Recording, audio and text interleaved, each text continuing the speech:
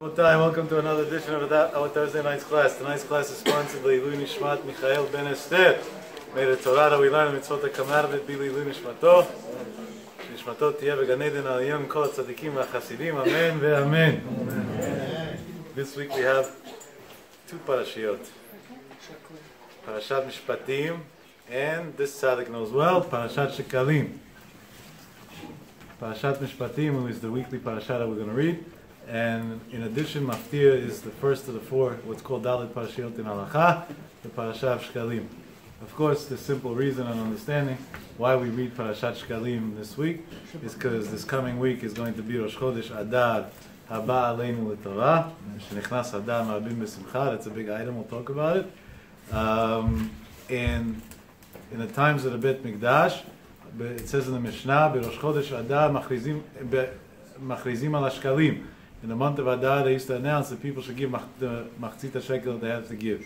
Today we have no Beit Mikdash, so we have no mitzvah of machzit shekel.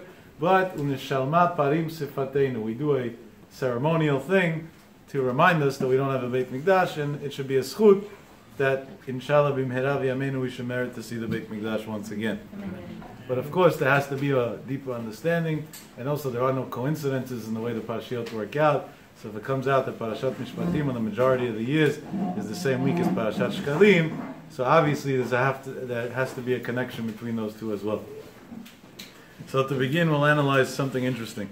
When you look in the Midrash, it talks about Parashat Shekalim, the beginning of Parashat Kitisa. So the Midrash says something that's very hard to swallow. The Moshe Midrash Rabbah, over there at the beginning of Parashat Kitisa. Moshe Rabbeinu went to God and said, Borei Olam, I got a problem. Hashem said, yeah, what's the problem? How can I help you? He said, one day I'm going to die.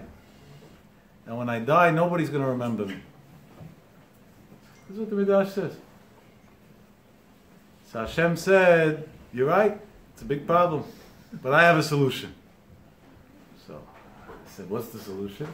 He said, Moshe, you taught Am Yisrael the mitzvah machzit shekel.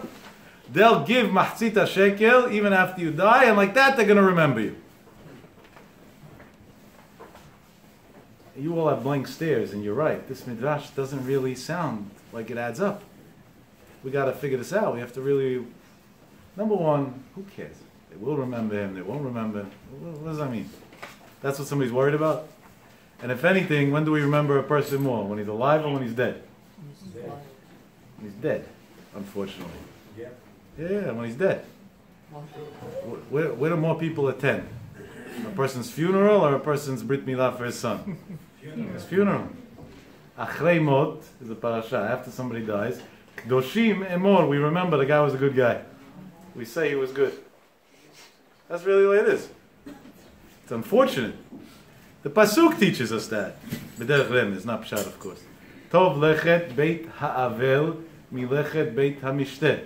So, of course, the Pshat is, if a person has a night that he has two things scheduled, either a shiva call or a wedding, and he can't go to both, he can only go to one. Which one al pi halacha has priority? The shiva call. This is the way it works. No, the shiva call.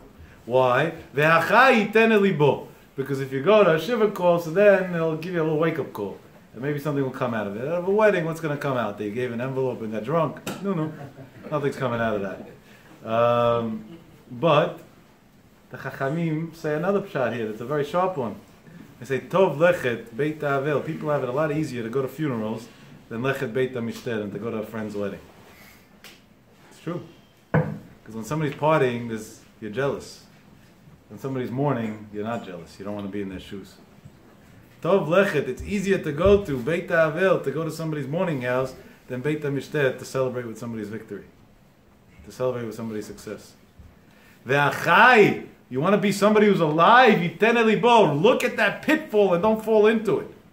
Make sure you are sameach b'simchat chaverecha, that you're happy with somebody else's simcha. When somebody else is successful, that you have a real joy from it. Unbelievable pshat. Okay. But Moshe Rabbeinu says, who's going to remember me after I die? What do you mean, who's going to remember you after you die? Number one, who cares? Number two, let's say it's important for whatever reason.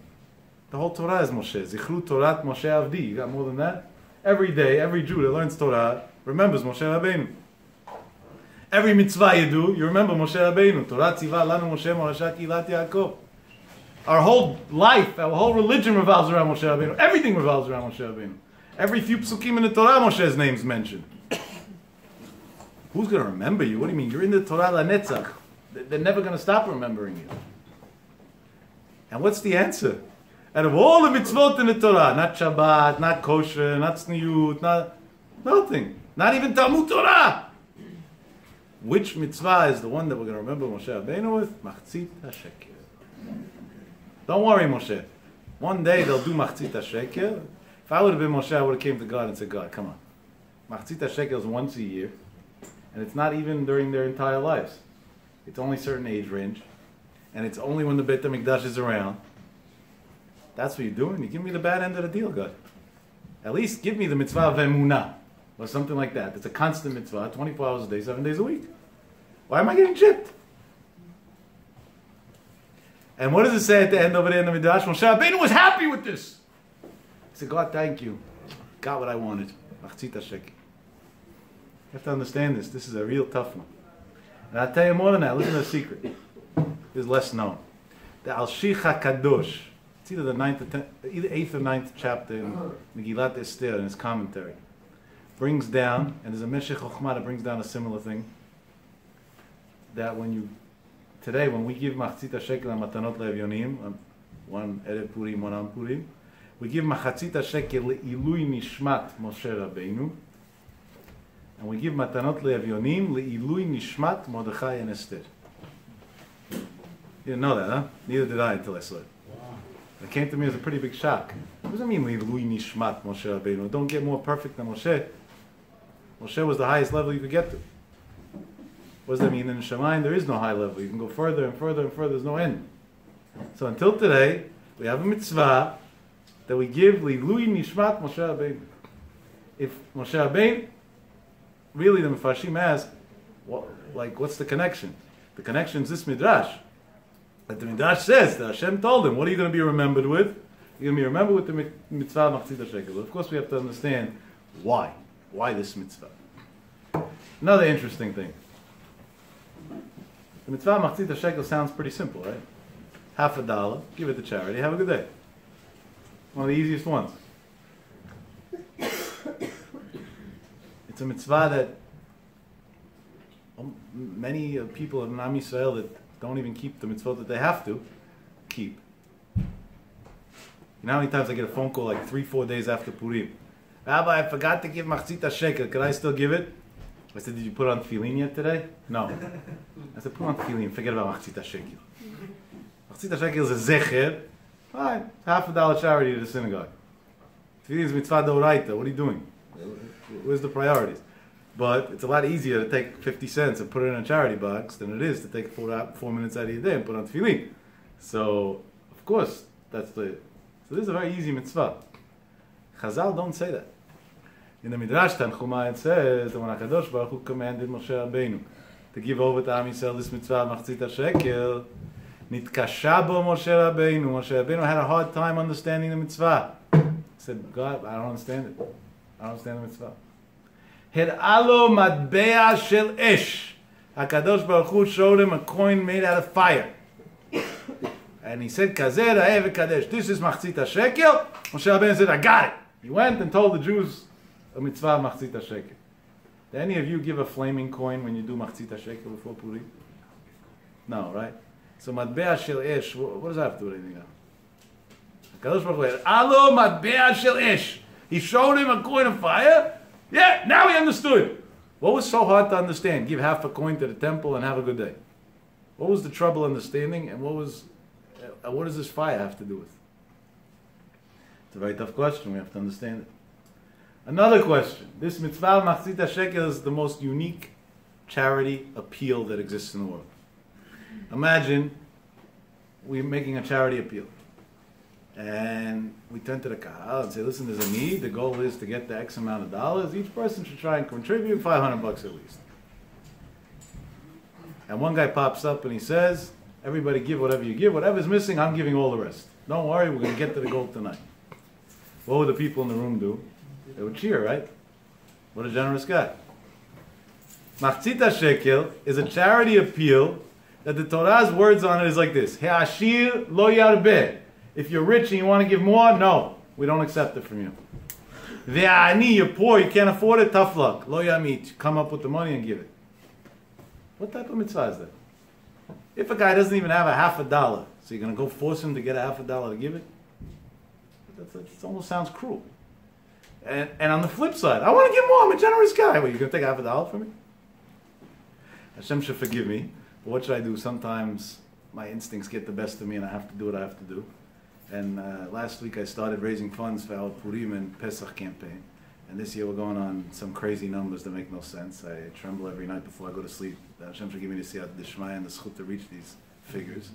And next year he should give me the zchut that nobody in Am Yisrael should be poor, so we shouldn't have to do this anymore. But at least in the meantime. And I went into that guy's office to get a check. And I walked into him. I don't make appointments and this. I don't kiss up to nobody. It's not my style. I'm not in the fundraising business. Sorry. It's not the way I do things. I don't have a charity organization, no secretaries, no advertising, no foundation, no nothing. I walk into the guy and I said, listen, dude, this year we're doubling the amount of the money that we're giving out for Purim and Pesach. Last year you gave 10 grand. Unless you went bankrupt in the past year, 26,000. He says, just like that? I said, every minute's going to cost more, so you might want to write quick. So he tells me, let's compromise on 18,000. Generous, right? Unbelievable guy. Hashem should forgive me, and he should forgive me too. I'm sure he's going to watch this tomorrow. I was on a mission. I wanted my 26. And even though you're not allowed to tell somebody how much money to give, because maybe he can't or whatever, I have, whatever. I'm his gabbai tzedakah. I distribute a lot of his money, so I know very well that he could distribute, that he distributes way more than that on a daily basis. So that wasn't an issue in this specific case, and I stress that, because you have to learn from that you're not allowed to normally tell somebody else something like that. And he wrote out a check, he gave me the $18,000, and he said, come back before Pesach, before Pesach, take more out of the account. Because I have access to the account. So I gave him back the check. I said, I'm not taking it. So he said, why? I said, because if you're so poor that you can only give me $18,000, then I'm going to give you a donation this year. So I told him. He looked at me, and he said, wait a second. He ripped the check in half, and then he gave me a good kickstart to the campaign. Yeah, sometimes we don't realize that. You went out last night for dinner, you spent $500. We came to you for a donation for people that are starving, that their refrigerator is empty. Here's $50. What are you going to tell Hashem one day? My Manhattan splurge that was hopefully kosher was worth $500 and the poor people weren't? You go on vacation to anywhere today, it's a few $1,000s. And the poor people are not even worth that? It doesn't make any sense. If you want to know the extent of it, I've seen a lot of horror in my life. I deal with pediatric ICU most of the day voluntarily, so you can imagine how much horror I see every day. But I'll tell you something that hurt me a lot more than all the pain and illness that I've seen. I walked into a home once. It wasn't long ago, a couple weeks ago when I was in Israel. For the purpose of dropping off an envelope, because I had no other way to do it. Normally we try to do it in secret ways and whatever. In this case it was an emergency, I was made aware of it, and I had to go force the money because I knew the people had trouble accepting it. And I overheard a conversation by the door before I walked in. Hashem should forgive me. I know you're not supposed to hear somebody else's conversation, but it was a loud one, and it was right by the door, and I heard it. It was a boy who I later on found out was 15 years old. I have a son who's 16, so obviously he was very sensitive to me. And his father, and the boy was about to leave, but I understand as he learns in yeshiva a few blocks away, and he came home for supper, and there was no supper. So he was going to leave to go back to yeshiva.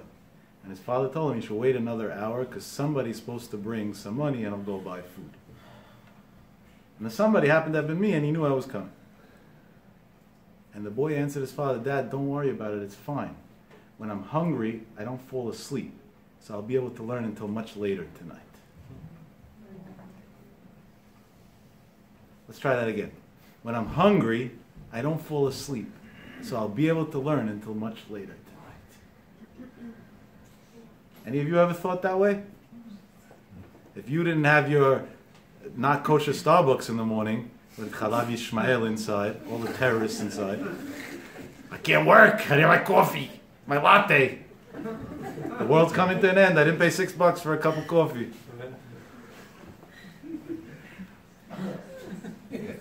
cup of coffee. I didn't pay. How's my day going? My app isn't working. I can't pre-order it. I wish they made an app that you could pre-order some common sense. That would make a real difference to the world at this point. Just a little bit. You should make like a brains.com website. All the simple things that you forgot about.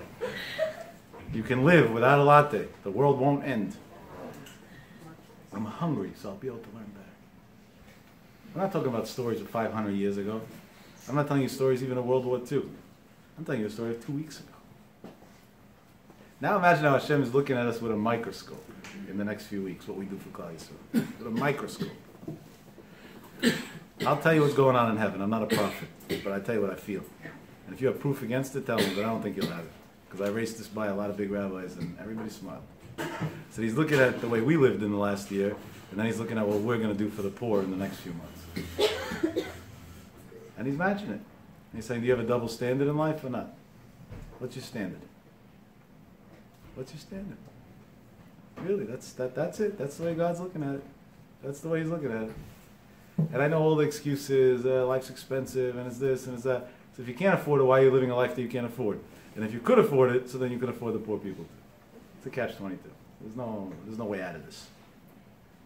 But money is a big Yetzirah.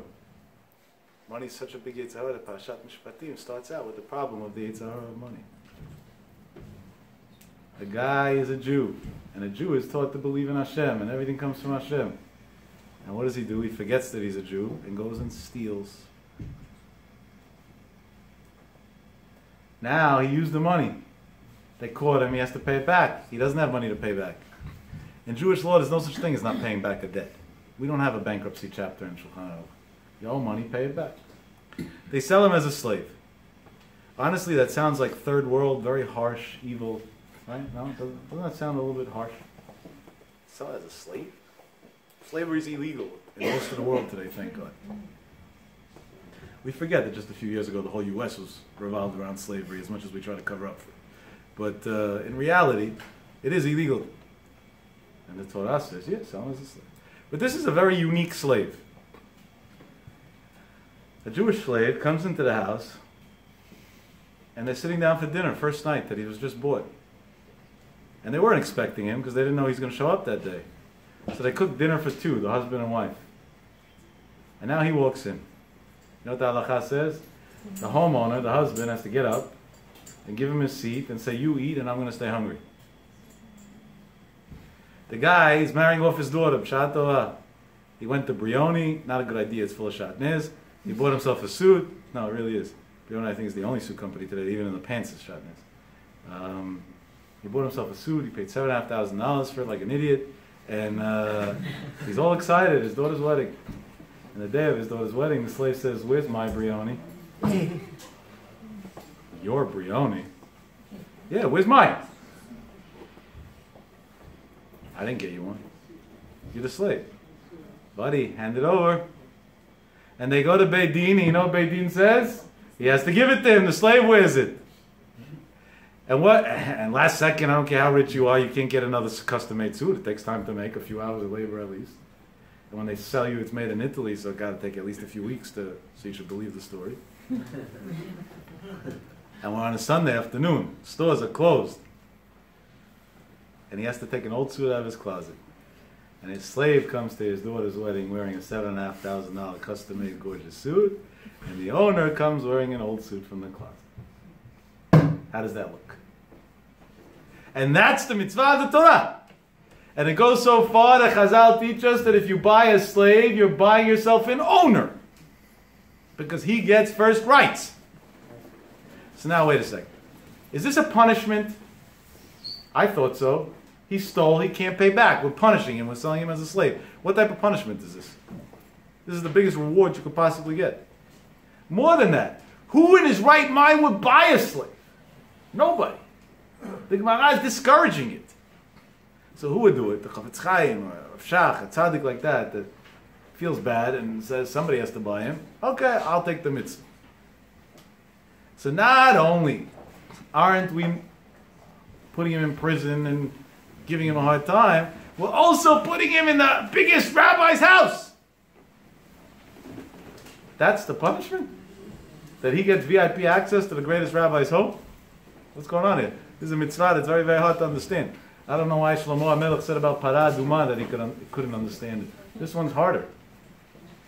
What's going on over here? So there got to be something behind all of this. So now let's go back to Machzit HaShekel. We'll combine the two. You'll walk away with something beautiful today. Machzit HaShekel, a normal charity campaign, the more you give, the better. We try to push everybody to give to the max. But when it comes to Machzit HaShekel, no. Can't give more. It's a weird charity campaign. Nobody's allowed to give more than a certain amount. So of course, in Pshat, it's very simple. The coins weren't used as charity. The outcome was charity. The purpose was to count the Jews. If everybody gives a different amount, there's no way to count. So it was a technicality. But okay, the Maaseh said, Hashem had other ways to count too. He could have said everybody should put a pebble. It doesn't have to be a coin. So if he put a coin, that means there was a reason behind that. So what's going on over here? So over here we got to say a big, big yisod. And this yisod doesn't come from me. It's from one of the Dorei HaRishonim, Sefer HaChinuch, on this mitzvah, mitzvah membet in the Torah. The Sefer HaChinuch, besides counting the mitzvot, also explains them. Membet is bam, v'dibarta bam v'lo v'dvarim acherim. That's the mitzvah of talking in Torah. No, I'm not looking at my phone. I don't have a watch that works, so this is my way of not keeping you here all night. Anyway, v'dibarta bam v'lo v'dvarim acherim. It's a Gemara like that. We learn how to pasuk in Kriyat Shema. The person should talk in Divrei Torah all the time. 42. There's 42 masaot in the Torah, for example, and in Kabbalah there's a big thing about. What does it mean? That all stops in your life, masaot means stops. All your travels should always be stops at Torah. From one stop at Torah to the next stop at Torah. So mitzvah membet in Sefer HaChinuch. Sefer HaChinuch brings down this mitzvah of Eved Ivri, and then like he normally does, unlike others that counted the mitzvot, he explains the mitzvah. This is the way he explains it. Mishorshei mitzvah zu. What's the roots of this mitzvah? How do you understand this mitzvah? Shetzivah el, that God commanded. Sheyeh imo Yisrael asher bachar. That Am Yisrael should be with this person who's in trouble now, who's a bad guy, quote unquote, but he's a chosen nation. He's one of Am Yisrael. Am kadosh maleh u'mutar bechol midot tovot u'meulot. The Jewish nation is a holy nation that is surrounded by all the possible good things that could be. Only by acknowledging that do you get blessing on yourself.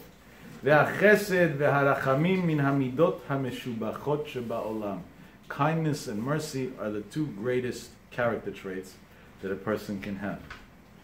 And therefore, Hiziranu, God warns us, Lirachem al asher hu tachat yadeinu, to have mercy to somebody who's under us. V'ligmol lo chesed, and to behave with him in a way of kindness. Ka'asher katuv b'parashat ukmo, and this is very interesting, shi'adua gam kein b'Kabbalah. Normally the chinuch doesn't write as known in Kabbalah. Sefer chinuch is a minyan mitzvot. Over here he goes a little different. There are other times, but he goes a little different. He says also known in the mystical parts of the Torah. What is that mystical part, by the way? Because there's no elaboration on that. So God behaves with you the way you behave with others. You're a person of mercy, God behaves with you with mercy. You're a person who does kindness, God does kindness with you. You're a person who's generous, God's generous with you. You nitpick, God nitpicks. You're stingy, God's stingy. You think that you're going to be the disciplinarian, God disciplines you. Yeah. I'll tell you an unbelievable chidush that I heard from Rav Yaakov Yagen. I heard it with my own ears, not third-party stories. My own ears. I once asked Rav Yaakov, how could it be that so many great rabbis, huge Talmidei Chachamim, Dolei Yisrael, have to embarrass themselves to come to Chutz La'aretz and to raise money for the yeshivot? Hashem couldn't send them their money directly to Israel. He's like Dolei Olam, the greatest Torah giant. For example, I'm not here to rate rabbis. I'm not picking a specific name for a reason. Just to give an example, one of our oldest Rashi Yeshivot alive today, Hashem should send him a long life, is Rabbi Chmotcha Ezrachi. Rosh Yeshiva Vateres. Gaon Olam. He's on the Moetzet Dolei HaTorah. Unbelievable person in every way, shape, and form. A person that the whole Klal Yisrael owes him everything. Because without you knowing, a lot of the Torah you know is because of him. His teachings are retaught and retaught over and over and over again, between his Sfarim and in the Olam HaYeshivot, and in the pride that he brought to Talmidei Yeshiva over the years, in everything. And it's the Ashkenazi Yeshiva in Israel, not today when it's a little bit in style. years ago when it was unheard of, accepted the highest percentage of Sephardi boys. Over 40% Sephardi boys they used to accept. They weren't like others that discriminated terribly. You see a man like that, who already went through a lot of medical issues and was in the hospital for a long time. He was once between life and death. Only Benessi came back to this world. He has to get on a plane and schlep to Panama and to New York to go to offices to ask for donations so his yeshiva should stay open. I said, Marana Rabbi Yashiv Zitzal, Shnibadel Chaim Tovim. How could it be such a thing? How could it be? So maybe the young Rashi Yeshivot, no, okay, but older Rashi Yeshivot, the late Torah. I said, and my question is not why Hashem does things. There's no answer for it.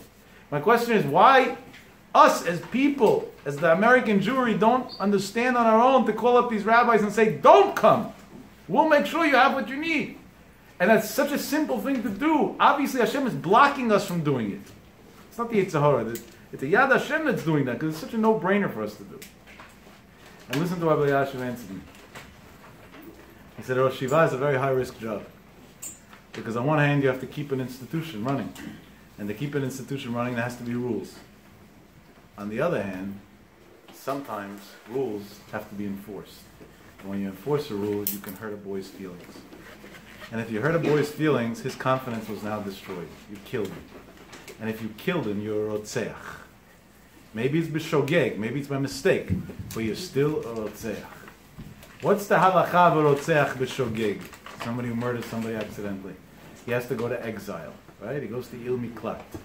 He says, you know what these Rashi Yeshivot's Il Miklat is? And God forbid, I'm not talking about Rav Ezrachi, he's a tzaddik that I love dearly. And I owe him a lot on a personal level too. The Ir Miklat is that Hashem sends them on Galut. What do the Israelis call America? The Golah. They go to Galut, to exile, to rectify the times that rightfully, not wrongfully, that rightfully they had to take a hard hand with their students. Because they destroyed their confidence. Because they shattered them inside. You hear the words of Gdol Torah? And this, honestly, if I would have read it in a Sefer, I would have not believed. I heard it with my own ears. That's what Eliashib said. I heard it with my own ears. That's the way Gdol Torah looked at things. About how gentle we have to handle situations and people, no matter what. Okay. Where does this go wrong?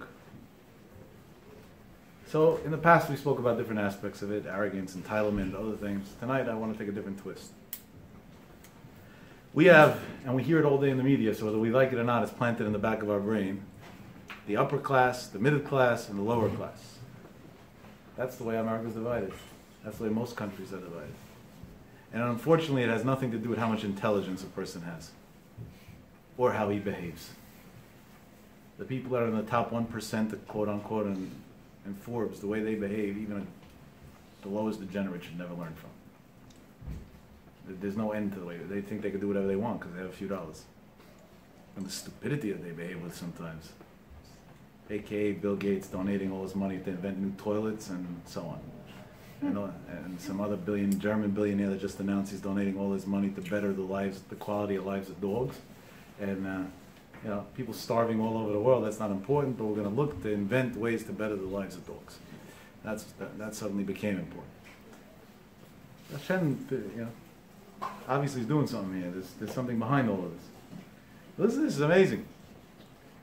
If all day long all you hear in the media is the upper class, the middle class, the lower class, so then you categorize yourself. And no matter how good or bad you're doing, there's always going to be somebody above you, so you'll never be happy in life. And there'll always be somebody below you, so you'll always feel like the big shot. Now the other guy's in trouble, and you're not in trouble, so you're better than him, right? So you're not an equal. If you're not an equal, then you don't love him. And God wants Jews to love each other. Because that's the only way we're ever getting out of this exile. Comes HaKadosh Baruch Hu and says He gives one mitzvah that everybody has to do equally. All of us in this room on the men's side that are over 13, I would like to believe put on tefillin today. And if not, from tomorrow morning, every day except for Shabbat and Yom Tov and Chol HaMoed, you're going to put on tefillin. Bli neder v'ezrat Hashem. Bli neder doesn't help, by the way, because before you were born, the Gemara says in Masechet Nidada, you swore to God you're going to do it every day. So, if I tell you put on tefillin every day, you're going to say Bli neder.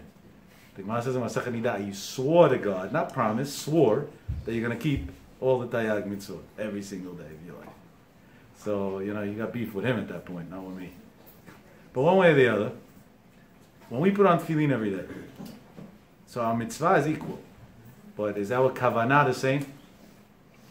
Chacham Ovadia Yosef's kavanah when he put on tefillin was a lot bigger than mine. Halavai, one day I should get to the dust under his feet. Halavai, maybe, one day. When the Baba Sali put on tefillin, his kavanot were a lot greater than ours. It doesn't take away from our mitzvah. But, so that means it's a mitzvah that one person who's on a very high level knows how to do in a very big way, and us, we do it the way we're commanded to, which is amazing. But there's a difference. Comes HaKadosh Baruch Hu and says, those differences are going to cause people to think that they're better than others. I'm on a higher level. He's not. How many times in dating do we hear that stupid thing? I'm dating a boy, but he's not on my level. So first of all, why did you start dating him in the first place then? Second of all, who are you? Sarai Meinu, Racheli Meinu? Who exactly are you? Tell me what that level is. I want to know. I want to learn from it. What is that level exactly? No, really. A lot of times I have to understand this. I always tell them, you ever heard of Rav Shimon Bar Yochai, Rav Meir Balanes, and so on? They were all students of Rav Akiva. If Rachel, Eshet Rav Akiva, would have said he's not on her level, then Am Yisrael wouldn't have Torah today. The whole Gemara, every single page in Talmud Bavli is Rav Shimon Bar Yochai and Rav Meir. Stam Mishnah Rav Meir. Most of the Mishnayot is Rav Meir.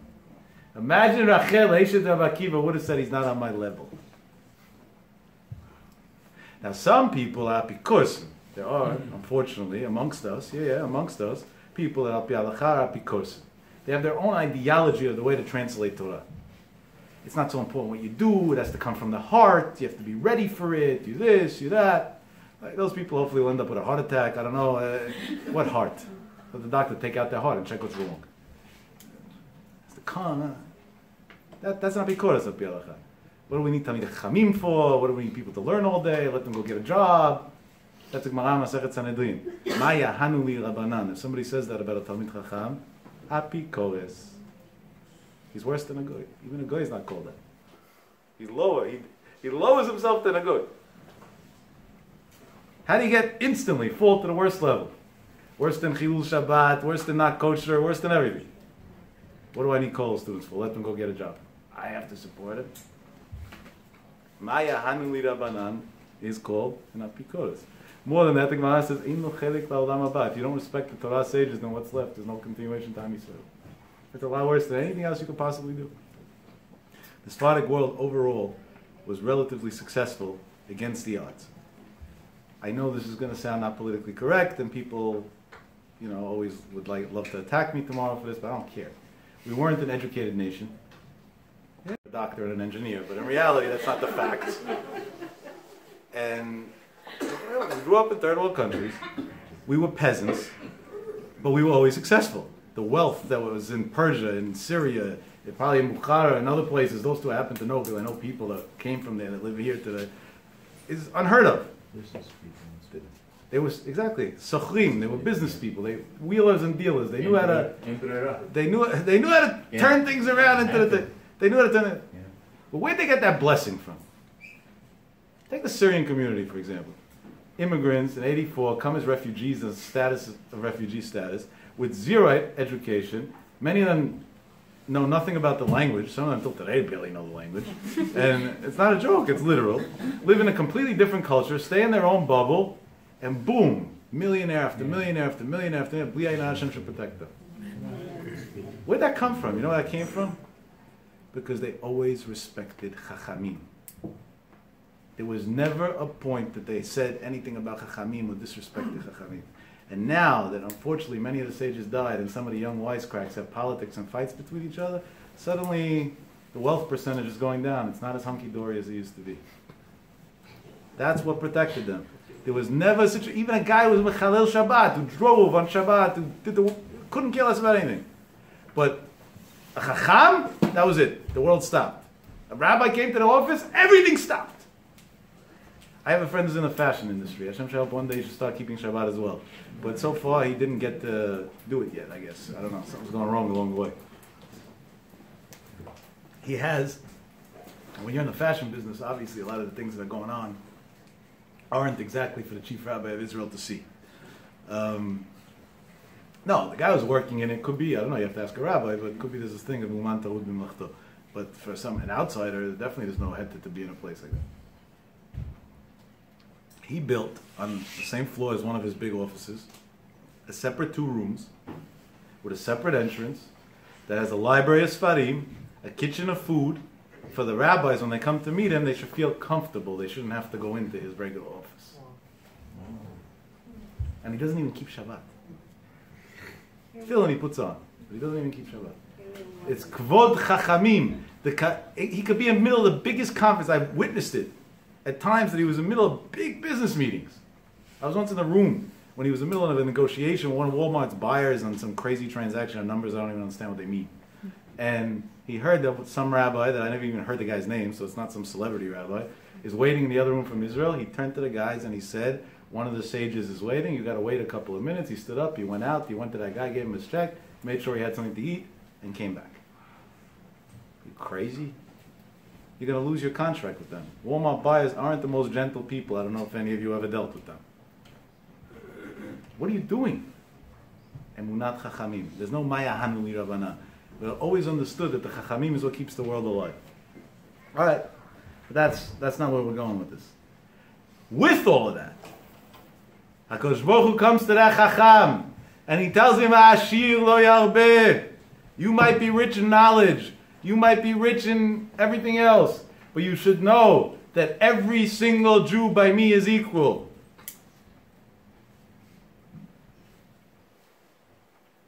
It's hard to hear that, right? What do you mean equal? Some 16-year-old boy who God knows what he's up to in his life right now, and one of these great Galei Israel, equal? What equal? So let's do the mathematics, and we'll see if this is right or wrong. I don't talk from my cuff, right? I prove it. I source it. You want to disagree? You have to source it too. How much is 1 times eternity? What about 2 times eternity? 1,000 times eternity? They're all the same, right? What does that apply in Shulchan Aruch, by the way? We'll sidetrack for a second, but this is an interesting shot. Somebody killed a 5-year-old. He's a murderer? Sure. Evil person killed a child, right? What about if somebody killed somebody who's 119 years old, 364 days, 24 hours, 23 hours, and 59 minutes? That means, and Eliyahu Navi standing there and saying he has 60 seconds left to live. Is he a murderer? Yes. He's a murderer. In Jewish court, what does a guy get killed a 5-year-old if there was witnesses and so on get as a punishment? The death penalty. What about the guy who killed the 119-year-old man? The same. How's that fair? Killed a 5-year-old. He killed a guy who's dying any second anyway. Imagine how many death penalties a lot of doctors are getting for pulling plugs, and a lot of family members are getting for allowing them to do it. Frightening thought. Sometimes, al pi halacha, you have to ask a posek. The person's not called alive, so at that point you're not pulling a plug. He's just not alive, al pi halacha. The halacha's term of life and the medical term of life is 2 different things. One has nothing to do with the other. What's the answer? That in 1 second, yesh koneh olamo b'shah achat. The person can go from being a rasha to tzaddik gamur in 1 second.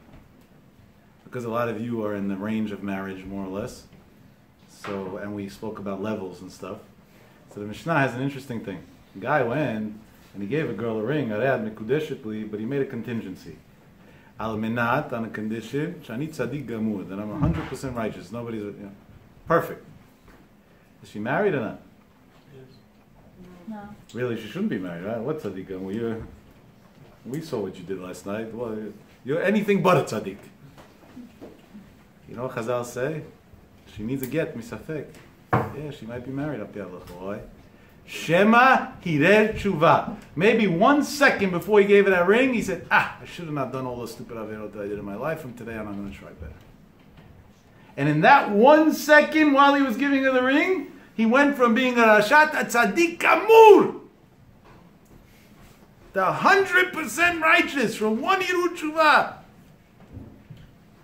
Is there any Jew that you know that never had a yirut tshuva? I don't. Every single Jew always has a yirut tshuva. Amech kulam tzaddikim. Yeah, Am Yisrael is the nation of tzaddikim. Sometimes they go back to their old ways. Fine, so they have to have another yirut tshuva. Okay, big deal. It's a cycle. Comes like Hakadosh Baruch Hu and tells Moshe Rabbeinu, give Am Yisrael a mitzvah. That once a year, they should realize that by Hashem, a Neshama is a chelek eloka mimal. It's part of Hashem. Is Hashem eternal? Yes. So is a Jew eternal at that point? Yes. Again, 1 times eternity, eternity. 100 times eternity, eternity. So are all Jews equal? There you go. Now either prove that I don't know math, or source it otherwise, or I don't know, or deal with the facts. We're all equal. He'ashir lo yarbe. Don't think that because you have a wealth of knowledge and you're older and smarter and this and that, you're great. No. V'adar lo yamit. Don't think that because you're young and you're battling a drug addiction or some other addiction or a depression, you're worth any less than anybody else. No. Everybody is in the same situation. You know why? Why a coin? Why half? And why did Moshe Rabbeinu have trouble understanding this? Moshe Rabbeinu came to God and said, how can you say that, God? Not everybody's equal. This one tries harder. This one takes the easy way out. This one learned for 80 years. The other one's also learning, but he's only 13. He didn't have the 80 years yet.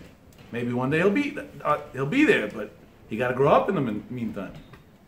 Came Hashem and answered him, let me show you what this coin is. There's not a materialistic coin. Matbeah shel esh. There's a spiritual thing. It's a neshama. And this neshama, you want to know why it's so hot in here tonight, by the way? That's the esh HaTorah. The fire of the Torah came down like by Yonatan ben Uzziah. And it heated up the room in an unbelievable way. Hashem gave you, everybody, the same neshama. And what did he do? He gave a neshama that's never whole until it gets to Olam Haba. So everybody is missing from where they should be because they're still alive. And the day that they're not missing, Hashem takes their neshama back to Shamayim. And that's the matbeah shel ish. That Jewish spark inside every Jewish soul.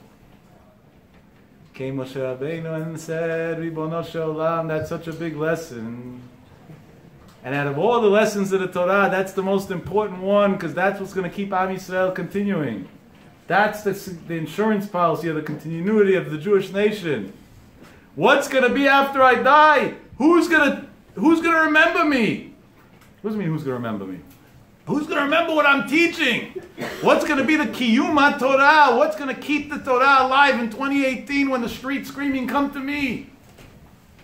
And Hashem said, you know what's going to keep the Torah alive? Machzit HaShekel. That in every generation I'm going to plant a few individual souls that are going to realize that everybody's equal and won't be scared to say it. And are going to love everybody equally. And will give hope to all those that nobody else wants to look at. And we'll give a second and a third and a fourth and a fifth chance to every Jewish boy and girl at any age and any situation. Comes the Torah and says, we have a thief. What are we going to do with him? Put him in jail? What are we going to gain by that? That he's going to be with more criminals and learn how to do even bigger crimes? You know that Rikers Island's like a revolving door. They get out, they go right back in. They get out, they go right back in. I have an acquaintance that's a warden, and he told me that there was once a guy that he dealt with for a lot of years, so it's stuck, etched in his brain. 8 years the guy was in prison. He got released. His time was up, whatever, he got released.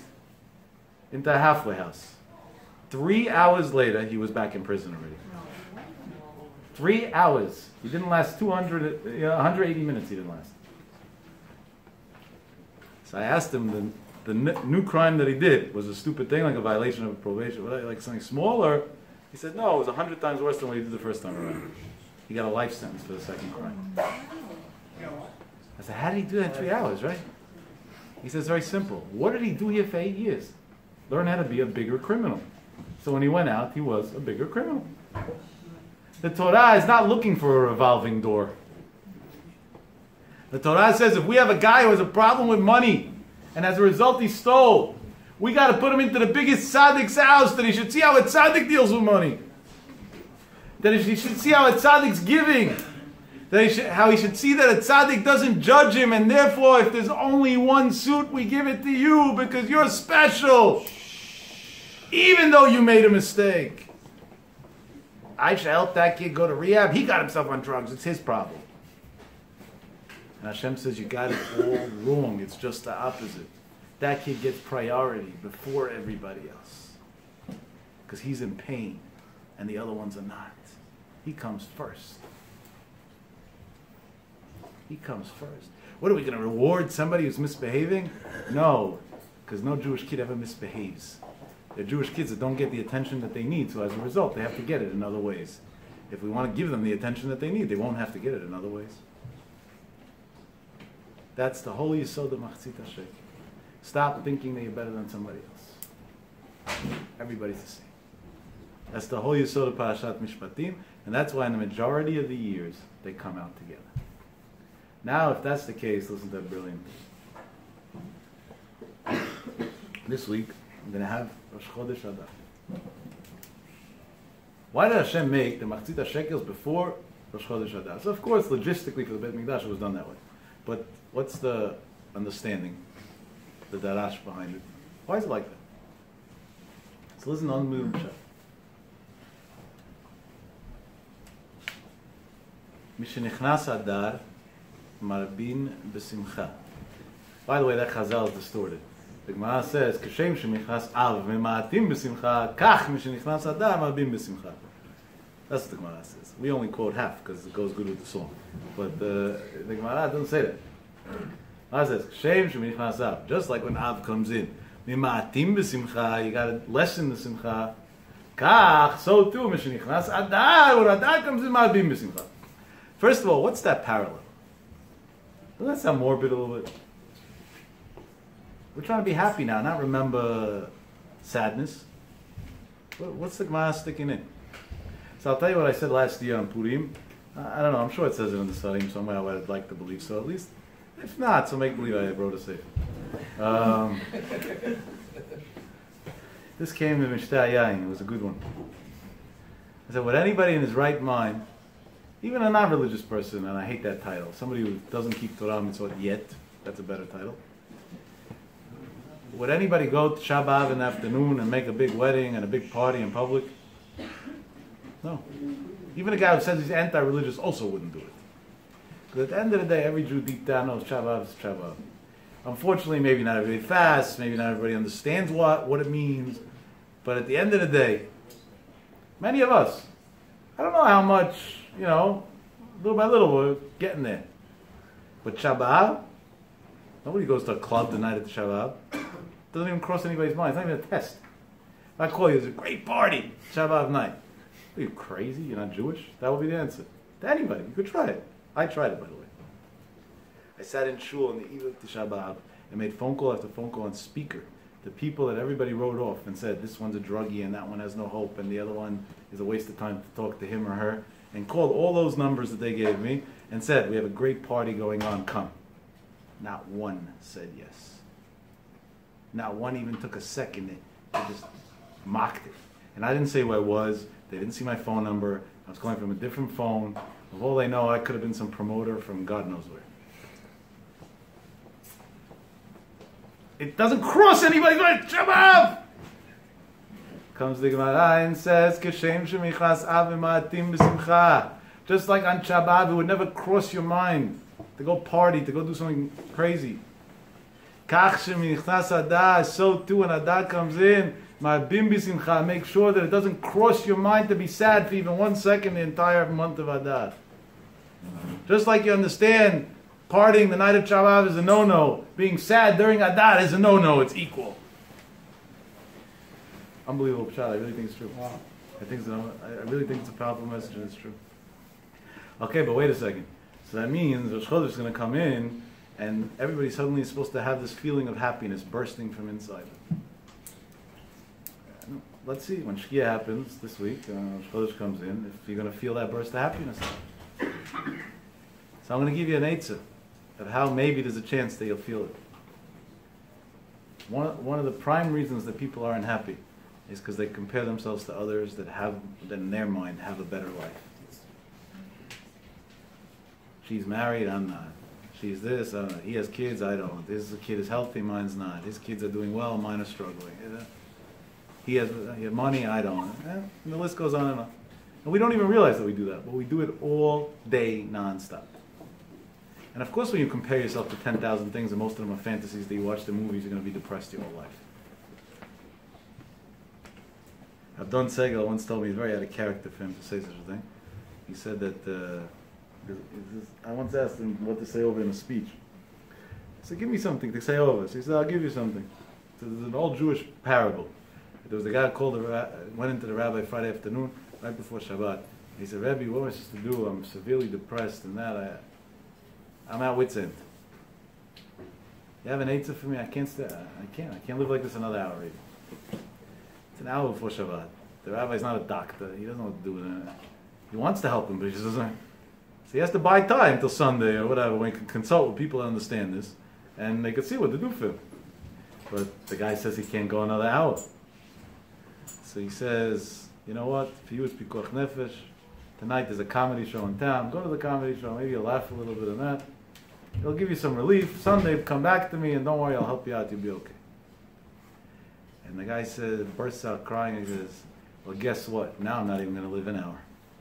And the rabbi says, did I say anything wrong? Just opposite. I give you a head tip Friday night to go to a comedy show.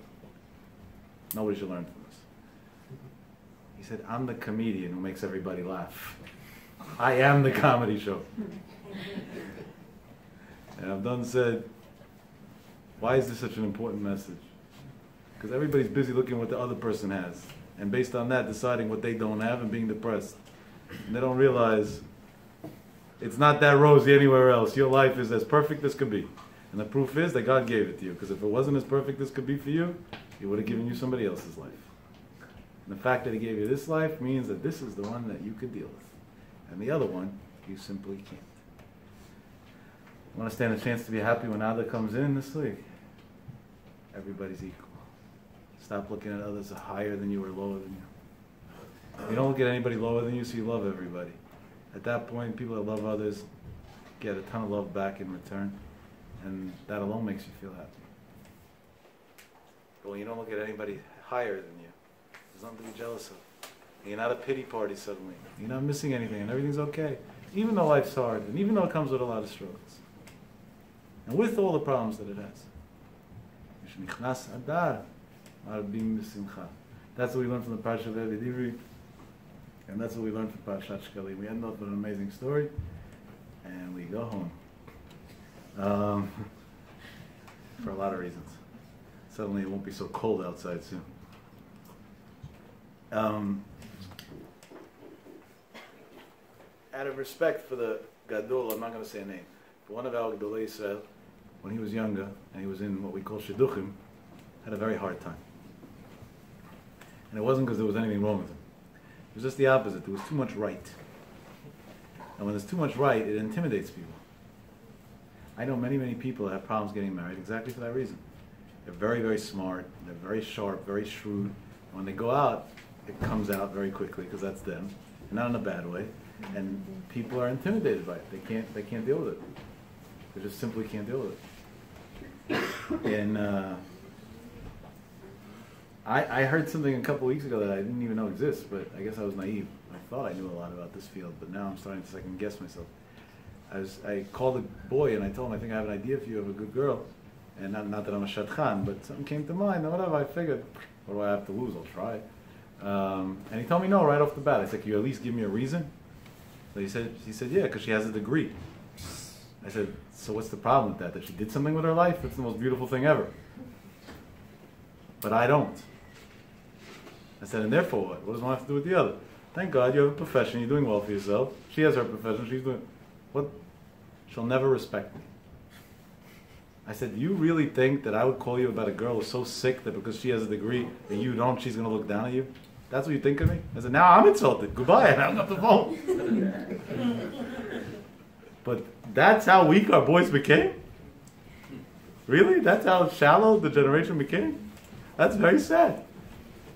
That's very, very sad. Adar, we want people to do well. We have to want to see people succeed. Anyway, sometimes your strength works against you. Yeah, there is such a thing. People are intimidated. They don't think you're accessible. Before somebody went into the stipler, he would do tshuva. Because the stipler had Ruach HaKodesh, so they were scared. He knew all the sins you did. So that means the stipler was the tzaddik yisod olam. But you were still scared to approach him. It was a scary experience. I went into the stipler twice in my life that I remember, and even though I was very young, you can imagine by the amount of the years that the stipler passed away, and my age that, didn't even, is barely reaching 40 now. And I still remember both times. And I don't remember anything from my childhood, zero.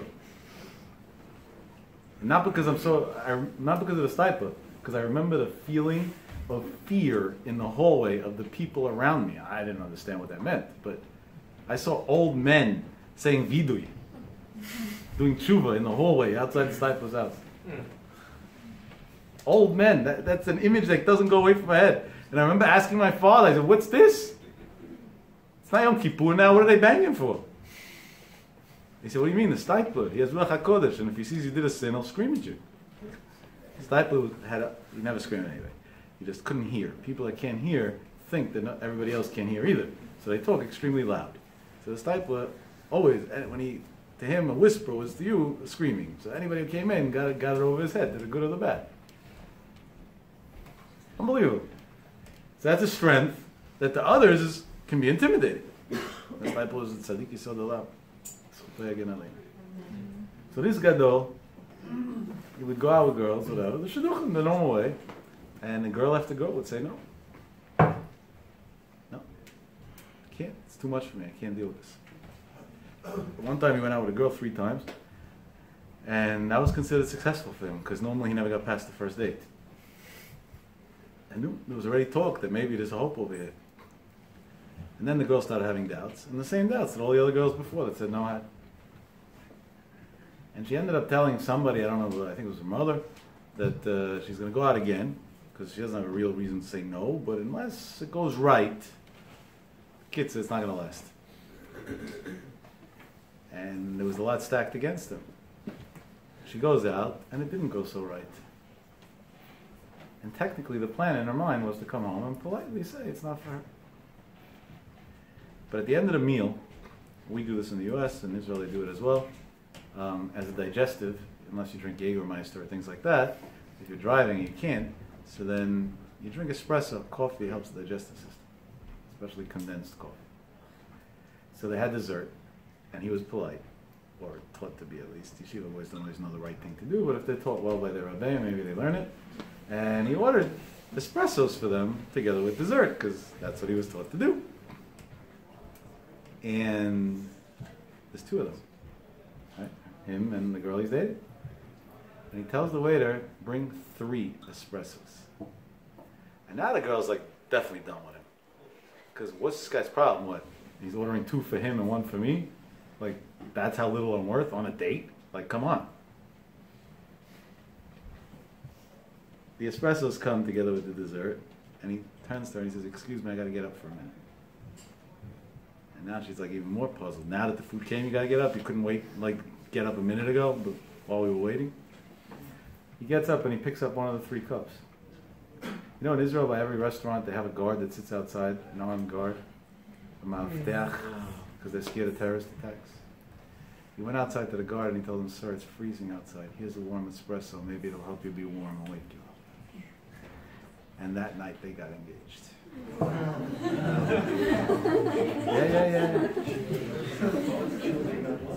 That night, she didn't want to see anything else after that. So if somebody has midas like that he thought, how many of us ate in who knows how many restaurants in Israel and don't even remember that there was a guard there? You remember there was a guard at all? He thought that the guard is sitting outside by the door and he might be cold and definitely doesn't make much of a salary. Let me bring him at least something to warm him. Somebody who thinks like that and behaves like that on a daily basis is guaranteed to be a good person, a good husband. What did Rachel Rav Akiva see in Rav Akiva? The tzani uma'ali, that he's humble and he has good midot. What about the next big dolador? She didn't see that. He said if somebody's humble and has good character traits, he'll be the next dolador. And if somebody doesn't have those 2 criteria, nothing will ever come out of him. Somebody once called me to ask me a dilemma that they have about some person that they're dating. And I don't tell people what to do. Who am I? I just bring them to the point that they understand on their own what to do. This was one of the few cases that I was willing to break my rule. I said, I think you should get out and get out quick. He said, how? I said, of all I care, text message, because I don't even think you have to be polite. So what, the guy makes a good impression. He's not a criminal. Like, you're making him sound like a criminal. I said, no, God forbid, I'm not talking about him. I love him dearly, and Hashem should help him. I'm trying to help him too. But he's not ready to be married. I said, why not? I said, because I saw him driving Thursday night, and he was shrieking on the streets, turning corners at 60, 70, 80 miles an hour. Somebody who has no regard for other people's lives and for the risks involved is not ready to be married. He will never take care of you. He will never care about you. Because if he doesn't care about the potential death that he's going to cause, why would he care about his wife? If he blares music at 11:30 at night out of his car window, why would he ever care about his kids? He'll never care. Because he thinks the world revolves around him. And everything's him and what he wants to do and what he thinks is cool. And it's unfortunate, and I have nothing against him. I said, he's a student of mine. I love him dearly. But I hope to be a shliach one day to heal him. And then maybe you could start over again. But right now, you better run for your life. No, I don't know what happened there at the end. I know they didn't get engaged, so I guess you listened. But months later, the guy comes to me and tells me, you think I'm ready to get married? I said, no.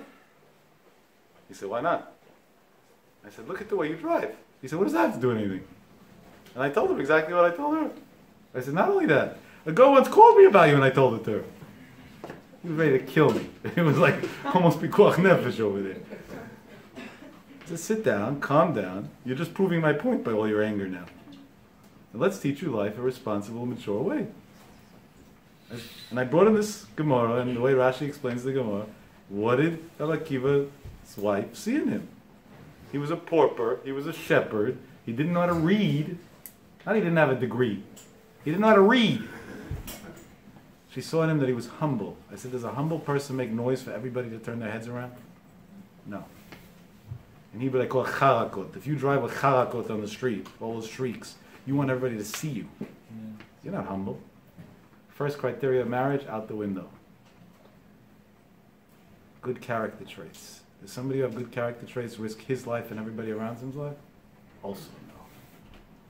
So the two conditions that Rashi says you need to get married, you don't have. Let's work on it, Be'ez Hashem. A little bit of time, you learn the right way to do it, then you should get married. Shah Torah. It's a big yisod in life. And that's what Hashem teaches us in these two parashiyot. Everybody's equal, everybody has to be treated equally, everybody has to be treated with the same matbea shel esh, that we should understand that every Neshama's eternity is nitzchius. When we make a decision of a word that we say to somebody, we're dealing with a part of Hashem, with a part of the Rebbeinu Shalom. And I end off with just a quick thought. I spoke twice here in Queens before I came to this year, and after my last place to here, so I was running a little late. So I ran to get to my car. And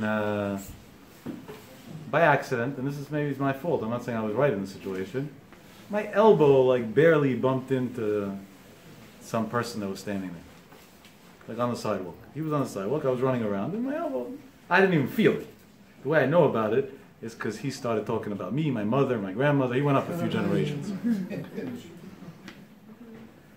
At that point I stopped. That's me, what should I do? Not to fight back.